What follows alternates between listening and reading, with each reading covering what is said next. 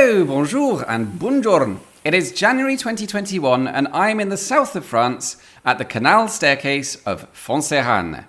Built way back in 1697, it allows boats to climb more than 20 metres uphill over a sequence of 8 consecutive locks. And boats were doing that for nearly 3 centuries before someone said, hang on, isn't there a better way to do this? That someone was a French engineer called Jean Aubert, and in the early 1980s, he got permission to construct an experimental alternative right here next to the canal staircase. I can see what we've come here for. And what he came up with was this.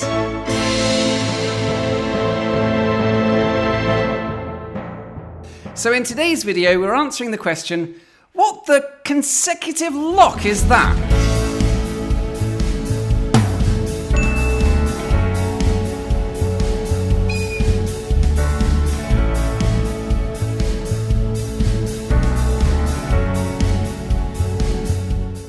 This is the town of Béziers in the deep south of France, and we're in the historic region of Languedoc and the official modern region of Occitanie.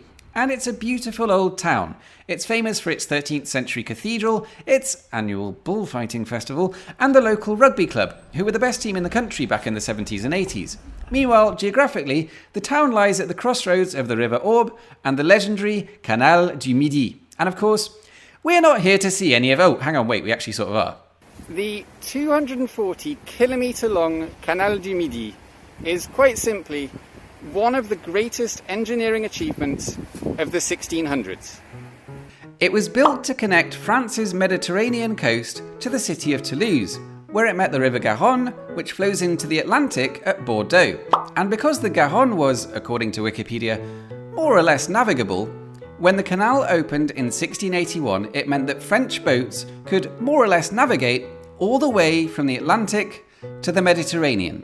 And later on in the 1800s, that journey became much easier after the French dug a new canal parallel to the Garonne, joined it all up to the Canal du Midi, and called the whole thing Le Canal des Deux Mers, or in English, the Canal of the Two Seas, because it connects the Mediterranean Sea and the Atlantic Sea.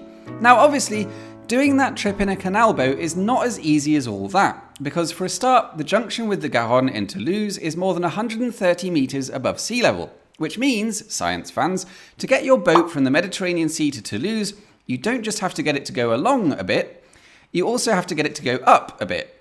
And to do that on a canal, you're going to need locks. Lots of locks. Originally, there were 86 of the things, and each time you have to open it, close it, fill it, open it, close it, and going through something like the staircase at Fonseranes can take as much as 3 or 4 hours. But at the end of the day, you can't really avoid it. Or can you? 3 centuries after the Fonseranes locks first went into operation, Jean Aubert, who himself was in his 80s by this point, came up with an experimental alternative solution. He was going to bypass the staircase, he was going to make the whole process much quicker, and all he was going to need was a giant 400-metre water slide and an insane monster vehicle straight out of a Jerry and Sylvia Anderson series. And here's how it worked. The boat would enter the slope at the bottom end, passing underneath the parked vehicle.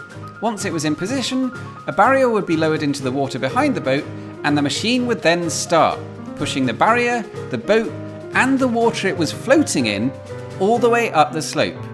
Now, as far as I can tell, there is only one video on the whole of YouTube, possibly the whole internet, that actually shows it working. It was filmed on a camcorder in 1990 and uploaded way back in 2009, but by sheer luck, they still checked their comments and gave me permission to share a few seconds of it here. I'll put a link in the description in case you want to go and see the full 3-minute video.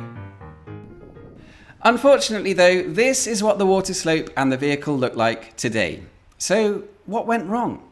In theory, it was a very clever piece of engineering. It did make the journey a lot quicker, and it probably would have worked if it wasn't for several catastrophic flaws. Firstly, it was about 200 years too late for there to be enough canal traffic to make it worth building in the first place. Secondly, they had all kinds of trouble with oil leaking out of the vehicle's hydraulics and dropping onto the tracks below, which had the effect of, thirdly, lubricating the slope. And from there, well, it all went downhill very quickly. But it really did. There were further problems with insurance and contracts, and what really killed it off was a complicated hydroelectric power system that I won't pretend to understand, but basically the machine was supposed to regenerate its own electricity from water pressure on the way back down. The system was never reliable, it kept failing, and on the 11th of April 2001, after 17 years of extremely sporadic service, the authorities officially gave up and it was abandoned forever.